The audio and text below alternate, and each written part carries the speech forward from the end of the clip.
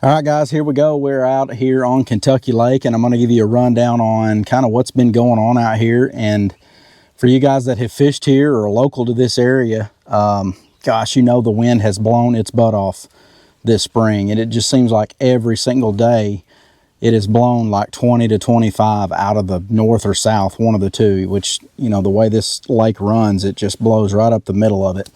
And it's kind of made it for an interesting spring. It's been the fishing has been pretty good, but conditions and everything's just been kind of a weird year. It warmed up, water temperatures started warming up, and then it got cold again. And the last week or so here, we're running on getting ready to go into the third full week of May. So another week, a week from this coming Monday, I think will be Memorial Day. And things kind of started warming up, and we started getting those cold nights, and I'm talking 45, 48 degree nights. And usually this time of year, we're not getting those cool nights like that. And it's just kind of thrown everything off. Like I said, water was slow to move up this year. We've not had any rain, so therefore TVA's not been pulling any water. So it's been an interesting year for sure. Just water conditions, water conditions are favorable for a great spawn. I think that we had a good spawn this year. The smallmouth, the bags that were caught this year were really good. Caught a lot of good smallmouth that were spawning. One thing that's been a little more tricky, if you fished here or you've fished with me or even you local guys that watch this, just fishing around for them has been a little bit tougher this year, and I think that's due to the lack of current. We're in a severe drought here in Kentucky. Haven't had any rain to speak of. We did finally get some rain last week, but it wasn't enough to mount anything. The water did finally shoot up, and that's another thing. TVA was slow to bring it up this year, which was a good thing for spawning fish. Something tells me that we had a really good spawn this year. Typically this time of year, early spring, you get those flooding rains, water comes up, TVA brings it back down, and it just always doing this, but it was kind of gradual. And then once it hit that 359 mark, man, it didn't stop. It's right now we're going into the weekend here. We're looking at close to 360. I mean, it's high 359, which pool is 359, and usually they keep it right there at that high 358 mark. So I guess they got enough rain down south that it crept up a little bit. My guess is it'll stay up a few days and then it'll creep it right back down. But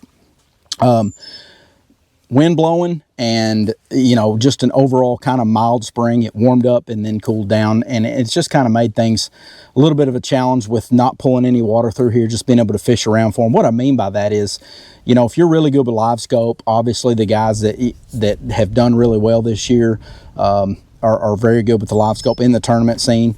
I'm kind of limited on what I can do when I've got clients in the boat, unless that's what you want to go learn to do. But I like to fish around, and fishing around for them has been a little bit tougher this year just because of the lack of current. And the smallmouth, I can usually take that little swim bait, the little 5/16 3.2 divine swim bait from 6 cents, and just wind it around the shallow bars and catch some fish and catch plenty of smallmouth. And it's just been one of those weird years where I just never got on that, and it's kind of disappointing because it's a lot of fun.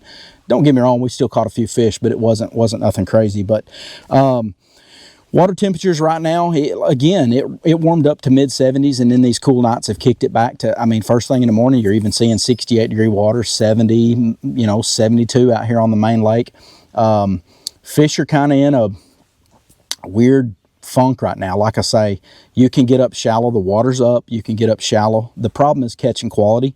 You can take any kind of flipping bait. I've been playing with this new bodega, the bodega crawl from 6 cents, just on a 5/16 ounce head. Whatever you like to flip, get up there and flip around. But that little bait right there, that's been a cool little bait. It was one that we were missing, in that little bit smaller profile, is that bodega crawl. And it kind of mimics, if you think of like a little, not a little critter crawl, but the Zoom ultra vibe speed crawl, something like that. It's that size, great on the, for flipping, or great on the back of a jig, whatever. But you can catch some fish up shallow. It's just been catching that quality has been the key.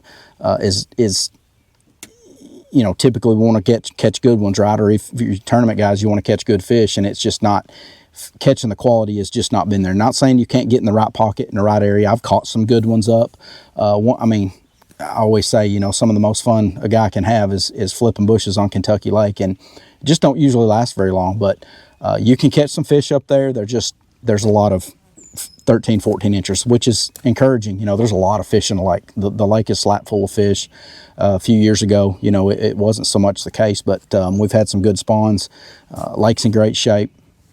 But you want to flip, you want to catch some shallow, you can go up there and do that. Throw the little pink worm around, a little trick worm or something up shallow, catch some fry garters, the Vega frog, you know, up around willow trees, cypress trees. You know, you'll see, if you get up shallow, you'll see the fry, and a lot of times those fish are up garden fry. But I think a lot of those smaller fish that you're catching up there are just resident fish that live up there. When that water creeps up and gets on cover, guess what? They're gonna pull up there. We're late in the year.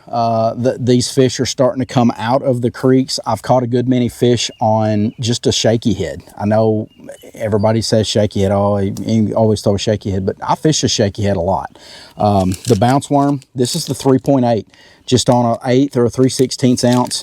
A lot of those little pockets, those side pockets are little lead-in banks. You know, if you're running down the main lake and you see a little side pocket, especially if it's got gravel on it, I mean, you're just as likely to catch a big smallmouth that's coming and going, or even still late spawners. You know, I mean, I would assume that most of the smallmouth have done spawn. Largemouth, I'm sure there's still some up, you know, spawning. I mean, we've had some full moon about a week or so ago, so I know, you know, through the month of May, you know, there's a good number of largemouth that are still spawning, but you can kind of cover some water, you know, pulling into those little pockets, and just, you know, you can fish that pretty quick. Fish that shaky head up and down. You pull in those little pockets, and they'll be around. If they're not around that gravel, they're just on the inside, and keep that boat out there, you know, in that 12 to 14 foot range, and the fish will be about halfway out. But caught a good many fish on that this year. And then, you know, for those fish that are getting ready to come out, I've scanned around. Everybody wants to know, you know, it's Memorial Day coming up here in about a week. Are the fish out yet? There's a handful of fish that I have found out. There's not a lot of fish out, because keep in mind, what drives those fish out is warmer water. Muggy, warm nights is what's going to warm that water temperature up, and we've not had that. I mean, I had my vest on for quite a while out here this morning. It was still a little bit cool. When that wind's blowing, it's a little bit cool too. So, but those fish, you know, they're coming. I mean, they're coming. I'm kind of interested to see, you know, with the lack of current, how these fish act. The ones that I have found, what's very strange about it is the few that I have found, a lot of the schools are small fish, which is good, but I've got just a handful of places that's got some a little bit better quality on it, and they've not been real easy to catch.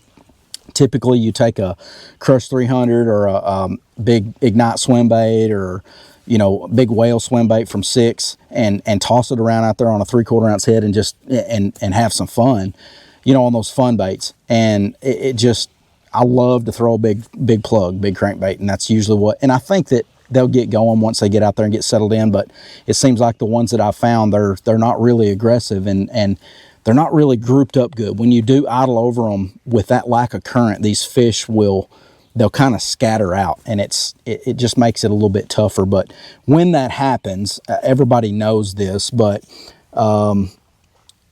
finesse, you know, and when I say finesse, it can be a spinning rod, it can be dragging a jig or a Carolina rig very slow. But for me, especially with the number of smallmouth that's in the lake, something finessey like a drop shot with a 1/4 ounce weight. That's the Glitch Morning Dawn. If you've watched any of my stuff, that, I'm telling you, that is the only bait you need on a drop shot out here. Now, there's times where I'll throw a green pumpkin or something on there, but that is the bait that you need for a drop shot. And when those fish start moving out there, they'll get super, super deep, and they'll crawl off in that deeper water, and that's the ones that I always like to target. And it's not as many people would mess with them when they're out there in 24, 25 foot of water, but seems like the few that I've found are not out there on that deeper stuff. They're up there on that shallower stuff. But also the Nico rig with the bamboos on it, weight in the head. I'll throw a 1/8 or a 3/16 usually with a 2/0 split shot drop shot hook. Real simple to fish. I probably catch more fish on that bait right there than anywhere any other bait that's in the boat. But when those fish start moving out there, everybody knows those two baits are dominant. Drop shot Nico rig, big worm jig. I've not messed with it much yet, just because I did tie on a jig this morning. But usually I'm looking for those aggressive ones with a crankbait, like a Crush 300 chartreuse blue or some kind of shad color, and then like a big swim bait, 3/4 ounce Ignite, 5-inch Frenzy, or the 6-inch Whale from 6 Cents. I throw it a good bit out here too. You know, finding those aggressive fish. Usually you'll catch that better quality first, but so far I've not found it. But look, it's early. We're still a week away from Memorial Day, so it's coming. It's going to happen. Fish are going to get out there schooled up. The last few years, you know, have proven that. I mean, you know, we went through some tough years there where literally you couldn't find one to throw at offshore. So very encouraging over the last few years. I'm excited to see what this year brings. Like I say, it might be a little interesting here for the next few weeks until we get some rain, to see what TVA does with the water and gets it flowing down through here. But you know, the minnow style baits, the Shindo, things like that, you know, for you live scope guys, if you get on a school that's hard to catch and you know, the drop shot Nico works, you can take that jig head with a 3/16 or a quarter as well, with like a Shindo on it or something like that, your favorite minnow, and toss it around. A lot of times make those fish bite. Essentially that's what you're doing, is getting it right over the top of them and making them bite. But that's kind of the rundown. Like I say, water's almost 360. Go flip, go have some fun this weekend. You can get out there, bounce around, get behind your electronics, idle around, and you'll find some sooner or later. I mean, like I say, there's some small schools showing up that don't have very many in it, but just don't be surprised if you get out there and they're kind of scattered out. But if you're looking to get on the water this year, I'm pretty well booked up through the month of June. I've still got a few days open up in July. Shoot me an email at info@brandonhunterfishing.com. We'll get you on the water, and if you're in the area, come by our shop there at Sonar Solutions. Check us out. We've got Lowrance, Humminbird. We carry all the major brands, anything marine electronics, mounts, Bass Boat Technologies, Precision Sonar. We carry all that stuff there at the shop. So come by, see us, call us, 270-460-0733. Call Dave and Caleb there at the shop all the time. More than happy to help you. I know that we're kind of going through that busy time of year right now, but you know, things will start slowing down a little bit as we go on through the summer, but we'd be happy to have your business. Come by, see us, and I will see you guys on the water.